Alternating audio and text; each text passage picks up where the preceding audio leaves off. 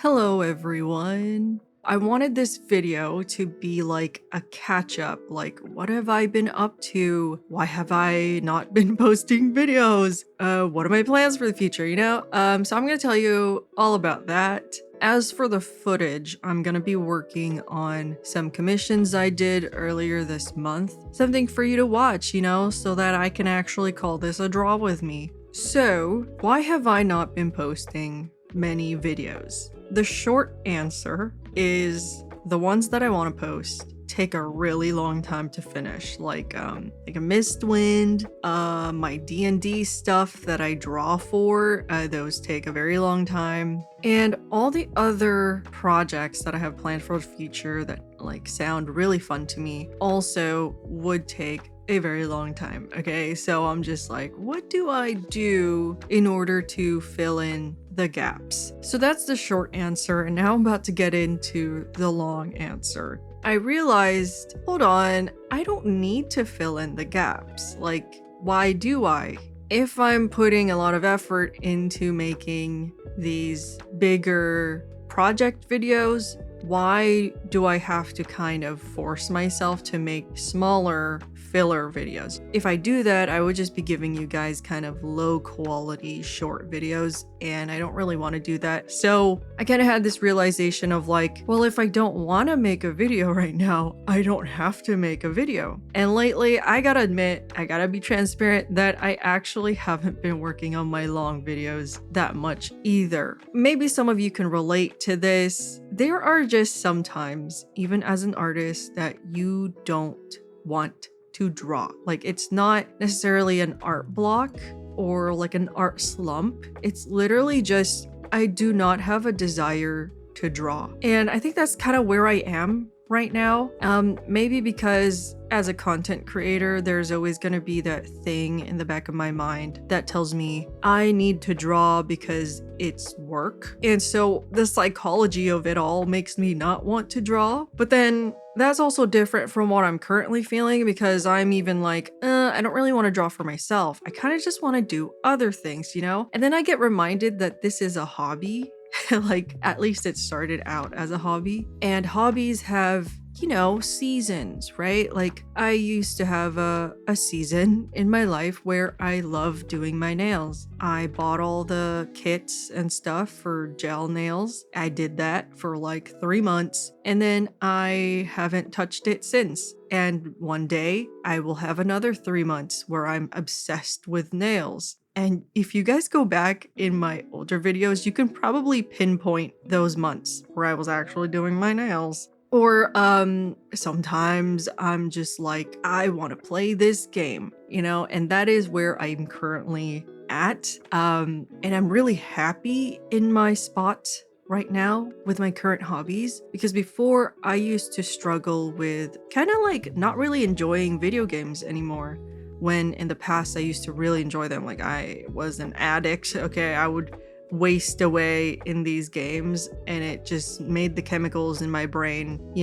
act and give me happiness. But I think kind of like after college, it really started to fall off, where I would play a game and then I would just get bored so easily, even though I had a desire to play. Like, I would just like, oh, like this gameplay loop is not getting me right now, I don't know, maybe I'm just trying to chase it, and because I'm chasing it, it's not bringing me the joy that it used to bring me. But now, because of a friend who offhandedly said, hop on Warframe, I did. Now, I used to play Warframe a lot back then, okay? When I was talking about like, oh, I would spend hours a day just sitting at a game and playing, that used to be me when I was like 16, 17, 18, back on Warframe, okay? And I haven't got on since. Now I am deep into it. If you don't know what Warframe is, it's basically, it was known as a space ninja game, but I think it's so much more than that now. It's completely free, and my friend sold me on it by telling me that there's a dating sim at the end of the game. So I'm like, oh yeah? Like, I'm gonna go do that. So I did. Honestly, it wasn't just the dating sim that got me. It was also just the amazingly written story. I had to go back and like replay quests, and I did those years ago. They didn't make sense to me, and now I'm like eating it up and I'm just like, yes, give me this rich lore, give me this world build. I love it. And I'm usually not like a sci-fi girly. I've never played Mass Effect. The most sci-fi thing I've consumed is like maybe Star Trek. I like Star Wars and I've watched the Clone Wars and stuff. Like I've watched a lot of Star Wars, but I don't actually like the sci-fi-ness of it. Like it's not what I watch it for. I watch it for like character stuff. But Warframe, I'm like, yes, give me all the sci-fi stuff. Like I'm here for that, and the story and the characters. I just love the world build so much. And I'm gonna like try to connect this with the thing I talked about earlier, where I just kind of had a desire to not draw. Like I just wanted to do something else other than draw. And then Warframe gets slapped onto me and I'm like, oh yes, I still don't want to draw. I did draw a little bit of fan art because I just had to. Okay, it was filling my brain. Oh my god, I got a little sidetracked. Wait, what was I saying? Oh yeah, connecting it with my desire or lack of desire to not draw, I also have a lack of desire to make characters, like design characters, play D&D in general.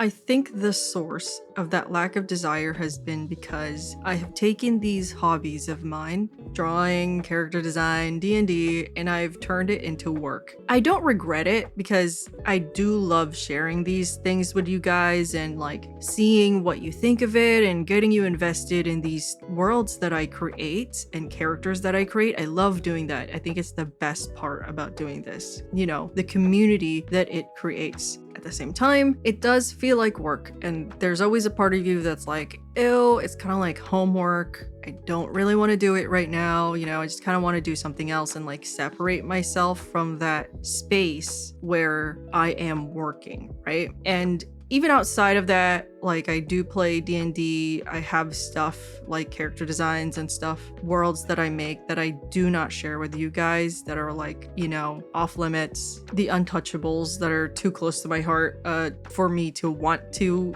see it kind of scrutinized and other people invested in it. Maybe one day, but even with those, I'm like, I'm not really in the mood for that. I guess this is a good way to mention it. I got really into playing Crusader Kings 3 a couple months ago, and that made me really happy because it was kind of the first game this year that I really got into, where there were months before that where I was just trying out multiple games. I think I tried out Assassin's Creed Origins, where I was trying to finally finish the game, and then I made it to the part where I made it last time, and then I got bored again. And then I tried playing Baldur's Gate 3, and I wanted to like finish a solo game because I've never finished one, and I was on my dirge run, and then I made it through Act 2, and I was like, okay, I can't anymore. I need to get off this game, so I got off. But I was like, I want to play another game. I need something else to do other than like watching a show. I watched Knight of Seven Kingdoms, and then I got really into the medieval spirit, okay? I'm like, ooh, knights, princesses, blah, blah, blah. And I was in that mood. Instead of like Mistwind era, Bridgerton era, you know, early 1800s, right? Like I wasn't in the Regency mood anymore. So I'm like, I don't really want to play Mistwind. I am into medieval stuff though. And then I saw Crusader Kings and I was just like, you know what? I'm going to do it. I'm just going to try it out. Whatever, it has a Game of Thrones mod. It perfectly aligns with my current interests. Let's do it. And guess what? I got heavily addicted into it. I got my sister heavily addicted into it. And if you don't know, in that game, you control a ruler, like a monarch, and you can have a spouse and you can have children. All of those people can have relationship dynamics with each other. You can have enemies, you can have rivals, best friends. You can get murdered, your child could get murdered, your child could murder you. Like, there's all those different dynamics, and the story just kind of crafts itself for you. And it's so like, oh my god, I got murdered. Like, you know, oh my god, my wife got murdered. That happened to me a lot. And so I played that game so much, and I was creating these like entire family trees of characters. And then it got to a point where I got so invested in what was happening that I was like kind of making outside lore for it too. And like, I really want to make a video on this one day, okay? Let me know if you guys want that. I do want to see the interest in the comments, although I will admit, even if a lot of people don't express interest for it, I'm still gonna do it because it sounds so fun. I'm literally just gonna be drawing these people and telling you all about them. Like, it's basically an entire family tree of OCs and their lore. Like, that sounds so fun to talk about, just blabber on about this. I mean, I'm lucky that I have a sister who has the same interests as me, so I could just go straight across the hall and tell her about this whole entire family tree and she will be invested like me. But there's that part of my brain that I'm like thinking, I also want to know what other people think and I want to tell everyone, about it, you know? That video will just be my outlet to tell everyone about that. But my mood for CK3, once again, it's just a season. I needed something else to kind of hop onto. And then Warframe happened. Warframe is kind of like shaking me out of my lack of desire to do creative things because the story is so good. Like, I'm like, this world build is amazing. It makes me want to make my own amazing world build, or at least attempt to. These characters are so cool. It makes me want to make cool characters. Now, will I do it? I'm not sure yet. It's a tough thing to really tackle. I don't know, maybe some of you guys can like chime in on this. Like, I wouldn't say that I'm depressed, right? Like, because depression is a whole nother animal to take on. I am happy, but it's almost a feeling that is akin to depression, where there are these things that you know you enjoy. You've enjoyed them in the past. You know you have the capability of enjoying them, but your mind is just like, I really don't want to do them right now though. Like, I don't even want to attempt to do them. There's something that's like icking me out about them, and I'm still trying to get over that hump. It's just a really difficult thing to put into words. Like, I'm not sad about it. I'm kind of just content not doing them for now, you know? Like, maybe I'm afraid that if I do them, I won't like it. And so I'm just avoiding that feeling altogether. What I'm getting at, God, where is this video going? Warframe is such a good game that it's kind of jostling me out of that. Like, I'm like, oh, do I want to make a character? We'll see. So that's what I've been up to lately. That's what's been going through my mind. I had to take a pause from Patreon because, once again, I really have not been in the mood to play D&D. You know, I just haven't been rolling dice in general. Like, I haven't been playing solo D&D. I haven't been playing group D&D. I did have a very lovely experience of DMing for a group, an actual group of people for the first time. I was helping them learn. I guess it's story time now. I'm just gonna tell you about this experience. So every now and then I will try to introduce D&D to a family member. I did it with my sister, hugely successful, because now I play with her. And then I tried it with my older sister. She's not as nerdy, not as into, you know, stories like us, so it was a bit rocky. And then I introduced my cousin to it, who is also not nerdy. Like, she hasn't watched, really doesn't consume that type of stuff that is like D&D aligned. But I do know that she loves a good story. So I was like, hey, there's this thing called D&D. It's very fun. We could try it one night. So I'm like, all right. She got into it. She likes the story aspect of the game and finding out and discovering stuff about what's going on. And so my cousin started telling other people about it. We have a mutual friend and she started telling her. And so that mutual friend was like, I want to try playing D&D. Like, can you teach me and my friend and my boyfriend how to play? And I was like, oh my God, that's a lot of people.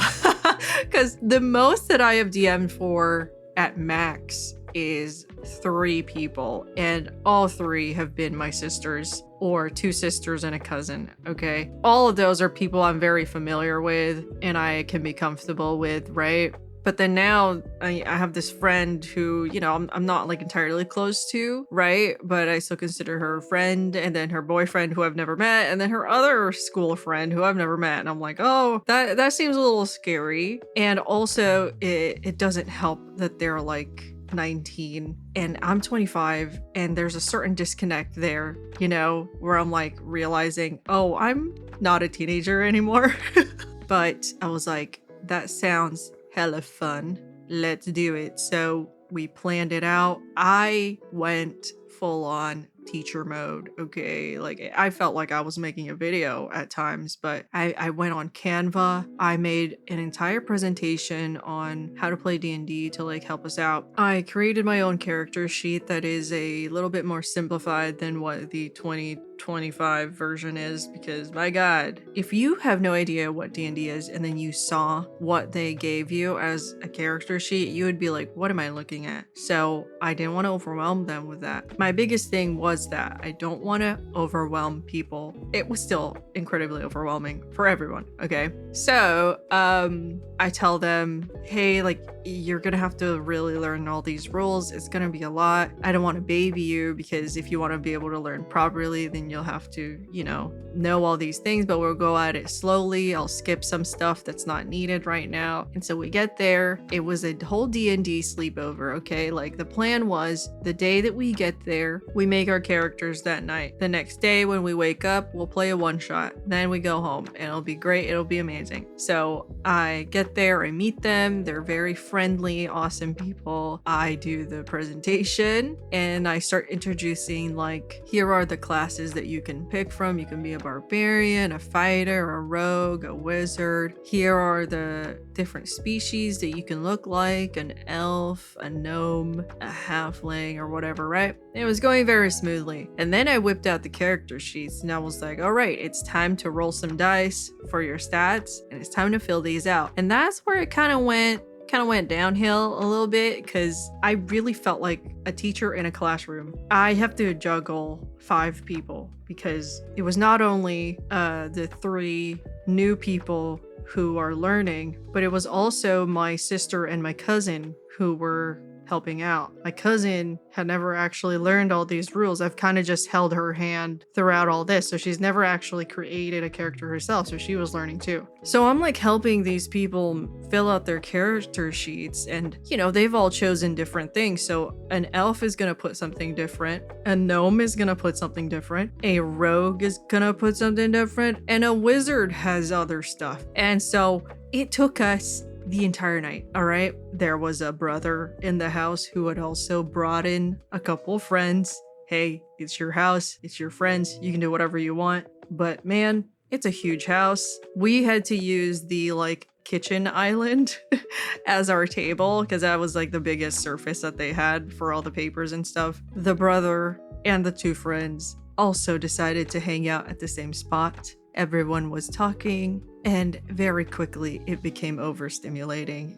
I don't blame these people for wanting to hang out at where the party's at, right? Like, it's the busiest place in the house, but when you're trying to tell someone like, hey, write down your armor class or your dark vision while another person's talking to them, it's very difficult to keep everyone honed in and have their attention. And I truly felt like a teacher who just had a classroom full of kids and no one's paying attention. It felt like that. Once again, I don't blame anyone. This is a very exciting thing. You're learning how to play a game. Obviously, if a friend comes over, you want to tell them about it. And it's just, as the person teaching people and having to tell people what to do is not as fun. I got overstimulated, and still, overall, a very nice experience. So we created our characters, and then I was like, all right, you guys have created your characters. And I could tell everyone's a little pooped out now. Wow, that was a lot of writing. That was a lot of numbers and addition and math and whatever. At the end of the day, they did all that, but they still don't really understand everything, right? I wanted to ask them, I'm like, I understand it's overwhelming. That was a lot. We could just go to sleep.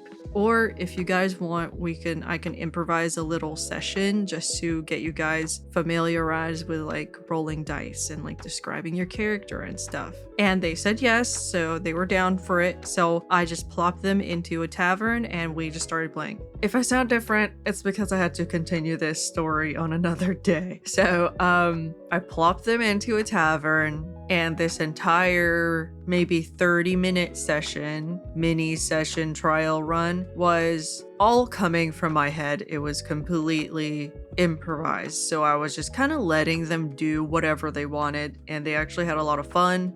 They were getting a feel for the game. The rogue, my friend's boyfriend, immediately played into it and started to steal from people. They may or may not have killed someone and immediately looted the body. There was like a botched tavern fight, and then they left the tavern, and I just had them get ambushed by bandits, because why not, right? Sprinkle in a little bit of combat in there. That was really fun. And then we went to sleep. We woke up the next day and it's like, okay, it's time for the actual one shot that I prepared for during spring break for 3 days. Granted, that's on me. I should not have prepped so much, but I was so excited for this thing. And then I started to slowly realize that there was a big difference in playstyles. The 3 people who were learning the game, they're like, I think, a very sandbox type of playstyle. They just want to be able to kind of explore everything, and they love a good like adopting an NPC thing. Like that was honestly the very first thing they did, was that they just took a bandit and then they adopted him. When we got to the part in the dungeon where there was a huge giant frog, they wanted to also keep the frog as a pet. And it's a lot of like shenanigans, and I'm all down for that, like the chaos of it all. But my cousin and my sister, they're not a very like dilly-dally type of D&D player. They're here to get the quest done. They're here to uncover the lore of the dungeon, and they're here to see the ending. But the rest of the people weren't. So it was very like half and half opposing playstyles. I can tell that halfway through it was very like bogged down. Some people were like tired because they didn't get as much sleep, and so a lot of people were sleepy. We took a break. During the break, I was discussing with my sister, like, I think I should just end it here. Like, do you think they'd be all right with that? And I was a little nervous because I'm like, ooh, I don't want this to turn into like a horror D&D story that everyone has, right? But no, everyone was super mature about it when I brought it up, where I was like, hey guys, this doesn't really feel as fun anymore. It doesn't feel like we're all having a great time. Like, and I just told them, I think your playstyle is great, but I just don't believe that you'll be having the fun that you want with me as a DM and with them as players. So talked it out. It was so smooth and mature. It was the most non-confrontational conversations I've ever had. Like, they were so understanding of it. They were so thankful that I taught them how to play D&D. We like helped them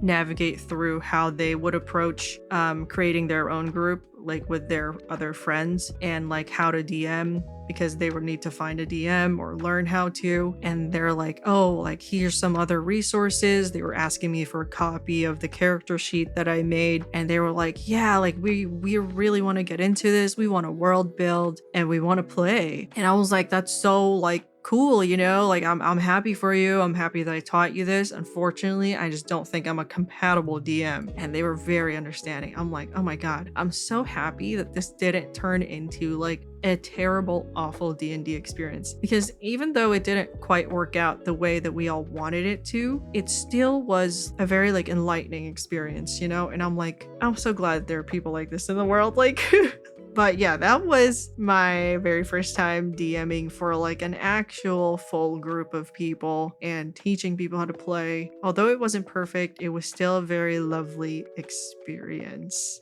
Other than that, yeah, I just haven't been doing anything other than playing Warframe. I'm gonna be honest here, I haven't even been working on my videos. I worked on them a little bit, but then, you know, working on videos requires me to draw, and I just don't want to draw. And it's the tough part about being an artist, because you feel like you're obligated to draw like all the time, and it almost feels like you're doing something wrong if you're not drawing. Oh, am I an artist if I don't draw every day? You know, it's like that kind of thing. And no, you don't have to draw every day if you're an artist. You don't have to draw every day in order to call yourself an artist. But there's just, you really kind of get like an existential crisis when you get in this mood where you're like, I don't want to draw. And I have accepted that it's okay. It is okay to not draw, period. Oh my God, I just remembered. There is also a very interesting video idea that I'm still iffy on. I've been watching a lot of this channel called Read Rant Review. Go check her out. She's amazing. Does like a chapter by chapter, beat by beat telling of a book and she's reviewing it at the same time, you know, talking about her opinions and commentary about it. And it's these like 1 hour, 2 hour long videos. And I used to have a booktube channel. I have since abandoned it because of this channel. And I haven't been reading that many books, but the vibes of those videos that she does are very like, you're just sitting down with the person and they are literally just telling you about this book. And I am that type of person. Like when I am playing a game, when I'm reading a book, when I watched a movie or something, I'm like, I need to sit down and just tell everyone everything that I have witnessed, you know, and I want to tell them my opinion. And obviously not everyone in my life wants to hear about that, okay? That is partly why I made this channel, so that if I want to speak about something, I could just make a video about it. I could just hit that record button, blab on, and then see what you guys are saying in the comments, right? Like, that is what I love about having this channel. The thing is, this is an art channel, and so I do have to still include art in it. And I'm like, how would I attempt to do a book review, but also include art in it? Because I am not a fan art person. I don't like to do fan art, and on the rare occasions that I do it, it's very small, like not enough for a video. But like, how would you guys feel about that if I started like, or if I just tried one video where I'm like talking about a book, you know? I don't know. It's just a thought, okay? In my booktube channel, I had like a 3 hours long video of recapping the Heroes of Olympus series, like the first 2 books of it, and I really enjoyed doing that, and I've never done a part 2. And I think if I ever did do a part 2, it would have to be on this channel, okay? Because I'm not going back to that one. And I'm like, what if I just made a whole video where I'm like reading the Mark of Athena, and I'm just talking about it as I read through it, and then the footage is maybe me drawing fan art, okay? I don't know. Maybe. Possibly. I'm just really iffy on fan art because I get upset if I do it and then it doesn't look exactly like the character. I don't know. Let me know what you think. I'm getting excited thinking about it, but I know that's something that's gonna require a lot of effort from me. But a lot of my videos are definitely just like a leap of faith. Like for example, with Mistwind, I did not know if this was something people were interested in. I'm like, do people even want to hear about my solo D&D campaign? Why would they? People don't even know what solo D&D is like half the time. Why would I do a video about that? But I just really wanted to do it. And so I did. And well, I'm very glad I did because it turned out to be a very successful video. That was without any expectations from you guys. And I think that's when I really flourish while making videos, is when there's no pressure at all. That's how I felt with how I play solo D&D, that video with the side quests of Kenlin. Although it was a video that people had been asking for, the format in the way that I did it was definitely not like what you guys had in mind, okay? Like I just kind of went for something. It turned out to be really fun to do. The problem with that now is, now that people want more of that video, there's that added expectation and pressure of like outputting a similar video that is making it hard to do. While video 1 was something that I was just doing myself, and I was just kind of taking liberties with it because there wasn't a format, like a given format that I needed to be consistent with. Video 2 is difficult because I'm like, oh, now I need to match video 1, and there's so much pressure with it. I don't know, do you guys even like hearing about this? About my woes about video making? Like, is this something you guys are curious about and want to hear more about? Well, comment what you think about that, but for now, I have run out of things to say. So thank you so much for being here and listening to this draw with me. Hopefully there is more to come, but I cannot make any promises. I have found that it's gotten kind of hard to find things to talk about for YouTube because I've talked about so many things. Let me know what you think about that whole entire family tree lore video, basically royal family lore. Let me know what you think about possible book reviews. And I could also just do whole like podcasts or draw with me's about what I'm doing in a game or what I thought about a game. I could talk about my whole experience with Assassin's Creed Odyssey or, I don't know, Baldur's Gate 3, right? Like, let me know what you guys want. All of them sound fun, really. And I think that is what I'm chasing right now, is just to make videos that are fun for me. But yeah, thank you for being here. Thank you for listening. I will see you guys next time. Goodbye.